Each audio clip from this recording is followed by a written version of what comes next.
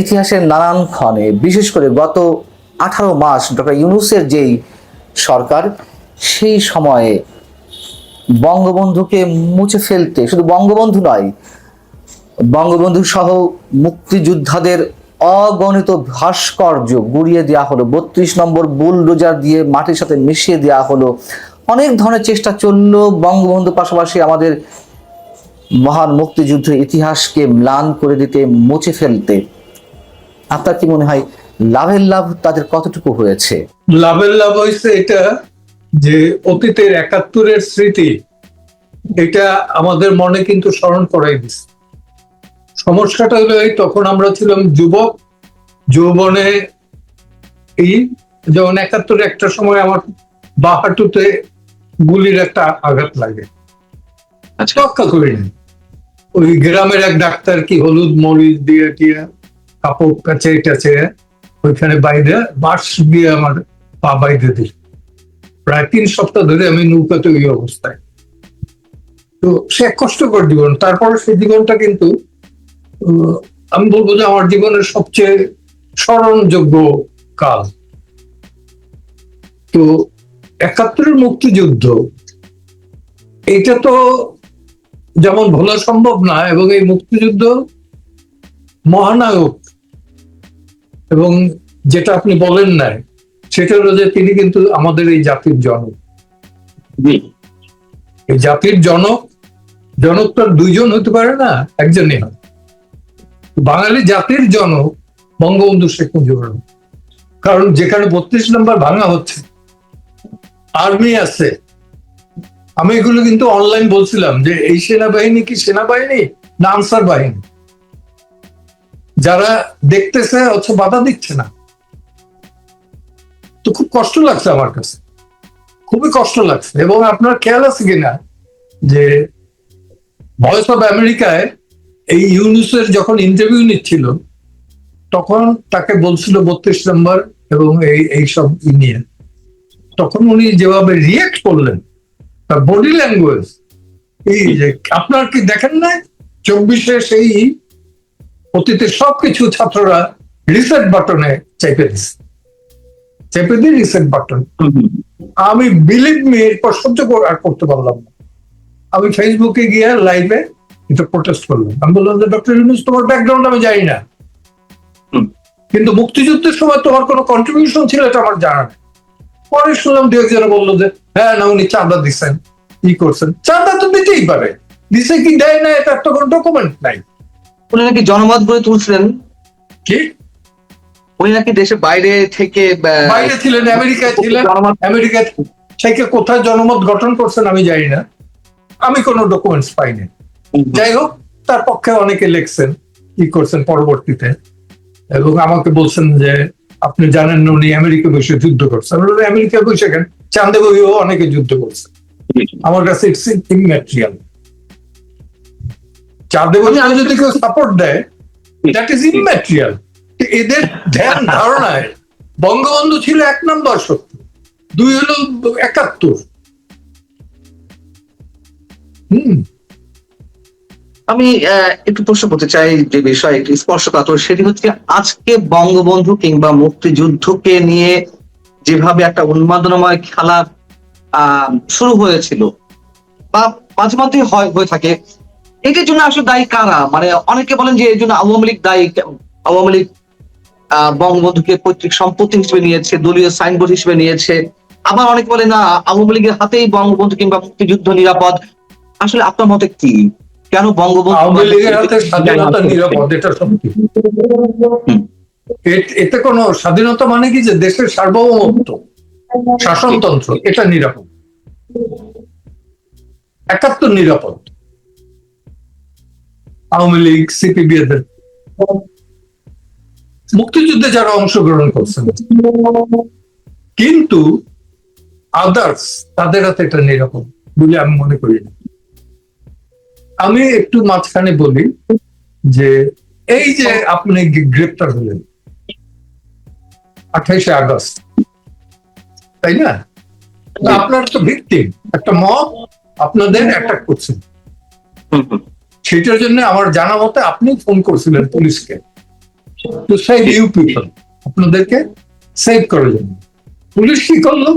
এসে আপনাদের ভিকটিমদের ধরে নিয়ে সন্ত্রাস বিরোধী আইনে ঢুকে দিল। এইটা থেকে তো আপনিই বোঝেন যে সংবাদপত্রের স্বাধীনতা, মিডিয়ার স্বাধীনতা, সাবজেক্ট কি ছিল 71 এবং 72-এর সংবিধান।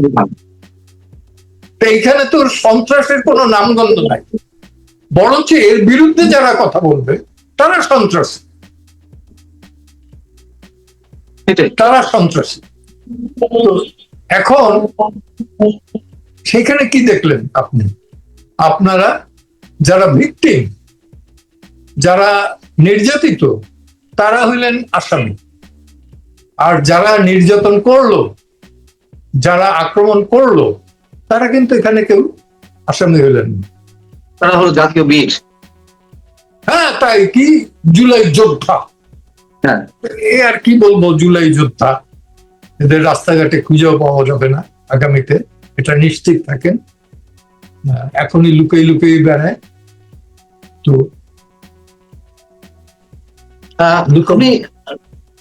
আমি ওই জায়গা থেকে জানতে চাচ্ছি যে আজকে ইতিহাসের যে ছন্দপতন মাঝে মধ্যে ঘটে, সেই জায়গায় আওয়ামী লীগের দায় কতটুকু, অথবা বঙ্গবন্ধুকে যেভাবে তাকে ছোট করলে তাড়াতাড়ি ছোট হয়ে যাবে না, বাট যে ধৃষ্টতা গুলো আমরা দেখি, তার পেছনে কি আওয়ামী লীগের কোন দায় আছে?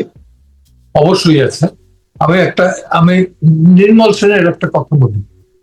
নির্মল সেন বলছে যে নির্বাচনে জিতলে পরে আওয়ামী লীগ জেতে, হারলে পরে কিন্তু পুরো জাতি হারে। এখানে তো দায় আছেই, কারণ মুক্তিযুদ্ধের নেতৃত্ব দিচ্ছে সে, আওয়ামী লীগ। বাংলাদেশের স্বাধীনতা যুদ্ধের নেতৃত্ব দিচ্ছে সে, আওয়ামী লীগ। তো আওয়ামী লীগের তো মূল দায়িত্ব কাকে কিভাবে রক্ষণ করবে, না এই করবে, সংগঠন থেকে শুরু করে রাজনীতি।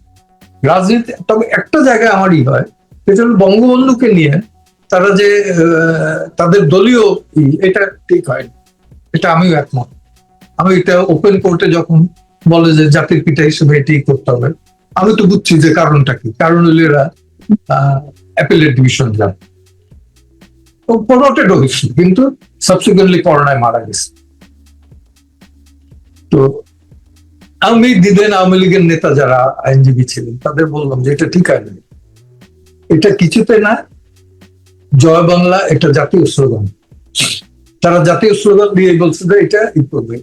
যখন এই মুরাল বানাবার কথা বলা হয় প্রত্যেকটা উপজেলায়, আমি কোর্টে দাঁড়িয়ে বলছিলাম যে আমার একটা রিকোয়েস্ট আছে। আমি বাংলাদেশে না, ইন্ডিয়াতে দেখছি যে গান্ধী, নেতাজি সুভাষ বোসের স্ট্যাচু, এখানে কাকে, বিভিন্ন পাখিতে তার যে বর্জ্য এটা ফেলে, এতে নষ্ট হয়। আমি চাই না যে বঙ্গবন্ধু দিতে, না আমি ইউনিয়নের অর্ডার দিয়ে দিতেছি, রেগুলার দেখবে। আমি বলছি এটা অ্যাবসার্ড। তো বেসিক্যালি তো তাই, এই যে জুডিশিয়ারির এই অতিরঞ্জিত একটা ভূমিকা, এখানেও এটাও ইনভলভ, এটাও দায়ী। মানে যারা শ্রদ্ধা করার তো করবে বঙ্গবন্ধুকে, যারা শ্রদ্ধা তো জোর করে আনা যাবে না, আইন দিয়ে তা কারো ভালোবাসা নির্মাণ করা যায় না। না না, এবং বঙ্গবন্ধুকে আমি এটাও বলি যে আপনি যদি ইতিহাসের পাতায় কোথাও নাও রাখেন, সারা পৃথিবীতে, আমি যখন একবার মন্ট্রিয়েলে গেছি, গিয়ে একটা বই বাইর করে দেখলাম যে এটা কিসে লেখা, ফ্রান্স ল্যাঙ্গুয়েজ। তো ফ্রান্স ল্যাঙ্গুয়েজ আমি পড়তে পারি না। কুইবেক তো হলো ফ্রান্স কলোনি ছিল, যে কারণে ওখানকার ল্যাঙ্গুয়েজ হচ্ছে ফ্রান্স। ওইখানে দেখতেছি যে বঙ্গবন্ধুর ছবি টবি, তবে ওদের যে মেয়ে, ওটাই করলাম যে তুমি পড়ি বুঝাও তো। সে আমার 7 মার্চ থেকে বঙ্গবন্ধুর লাইফ টোটালটা পড়ি, প্রায় 26-27 পাতা পড়ে শোনাই।